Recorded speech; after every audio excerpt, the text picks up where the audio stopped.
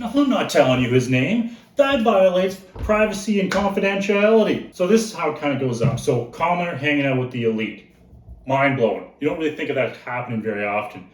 I have a story of an ancient and a more modern time. So a while back, I guess it was, me and this plumber were working on this site, right? And he starts talking about how he has Christmas with Stephen Harper. I'm like, what? Oh, wait a second. For you Yanks who don't know who that is.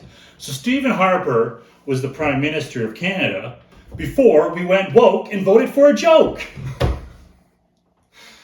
Oh, I cracked myself up here. So what he's trying to say is like, yeah, he just shoots the breeze with Stephen Harper and likes talking about hockey and all this kind of weird stuff. And I'm like, no, that doesn't happen. You, an uneducated plumber, is not going to be hanging out with the likes of Stephen Harper, the elite, the Prime Minister of Canada. And then he starts to explain to me that, well, his wife is the niece of Stephen Harper's wife. So this connection kind of hooks it up that they too can hang out together for Christmas. And it's no big deal. So that got me thinking, does this ever happen anywhere else? You know, the elite hanging out with the poor commoners, the uneducated of us. No. Don't go telling me that your president would do that. Not a chance. He has too many foreign brides and golden toilets to be hanging out with commoners. Unless you know of a better story, comment down below, but I'm quite sure it doesn't happen. But it did happen about 2,000 years ago or so. It appears that it had happened. So let me set the context up here. So we have an uneducated fisherman, we'll call him John, and the high priest, so the ruling elite of Judea. It's kind of hard to mesh that over into our world because, well, the high priest was both a religious function, kind of like the Pope, and at the same time was the government, kind of like the president, meshed in all at once, and at the same time he was being controlled by foreign powers. So maybe like the Canadian Prime Minister meets the Pope being controlled by Donald Trump. I don't know, maybe that's the blend, that's the connection. I'm not sure how exactly the connection is.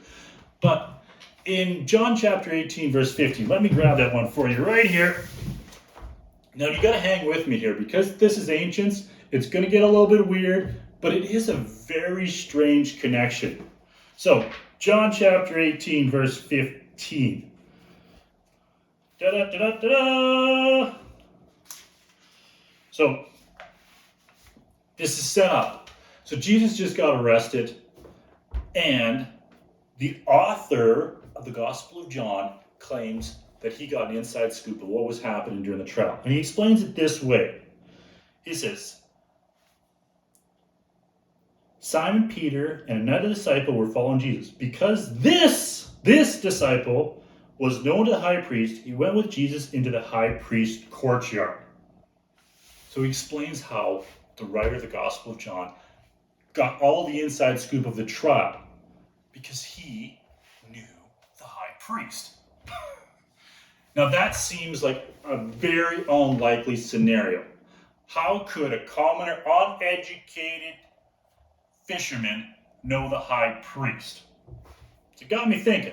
Back to the plumber, right? So the plumber, uneducated, hung out with the Prime Minister of Canada. So what do we know about John? Well, it's going to take me a minute, but we actually know that John is the cousin of Jesus.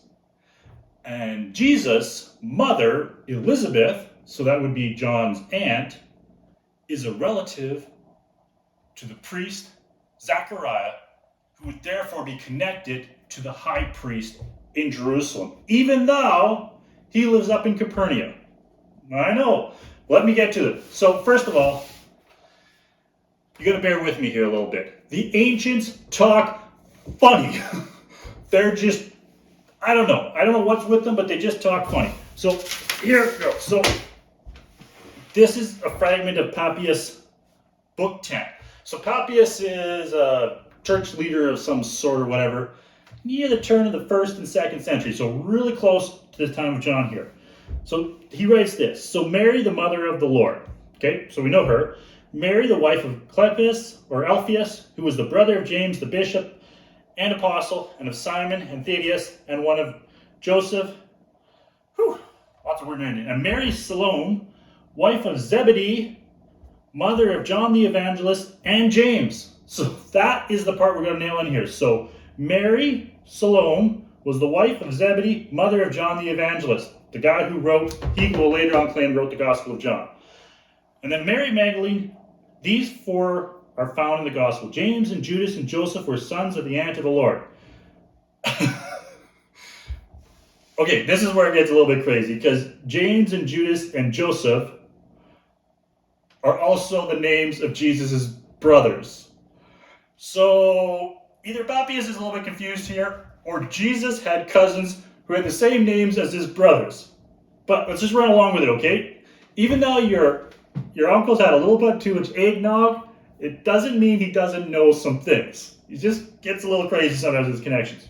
All right, so where were we? James, also John, were sons of another aunt of the Lord's.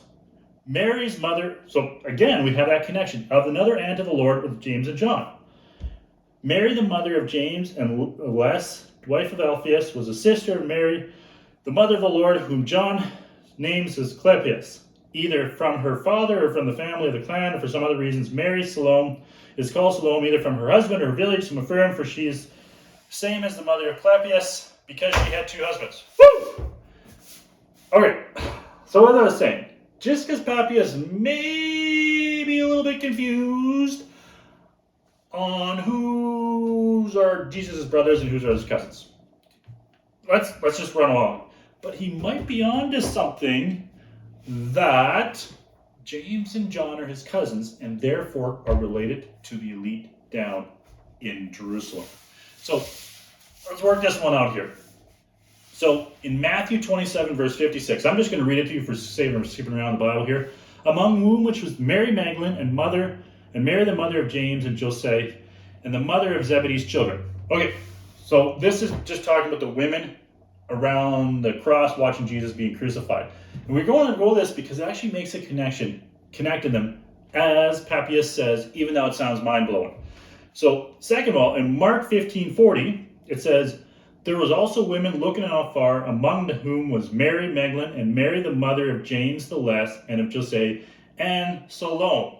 So we're probably making a connection here that the women, the unnamed woman, the mother of Zebedee's children in Matthew, Mark calls her Salome, I'm getting that one probably wrong. And then in John 19:25, so the writer of John here writes, now there stood by the cross of Jesus his mother's sister, who's Salome, who we know is also connected to Jesus and would be connected to the high priest family. So it sounds mind-blowing, almost impossible. It is entirely possible the writer of the Gospel of John knew the high priest. And yes, when he came up to the courtyard, the servant girl recognized him from another family dinner or whatever meeting that had happened earlier that year, and let him and his friend in to listen to the trial of Jesus.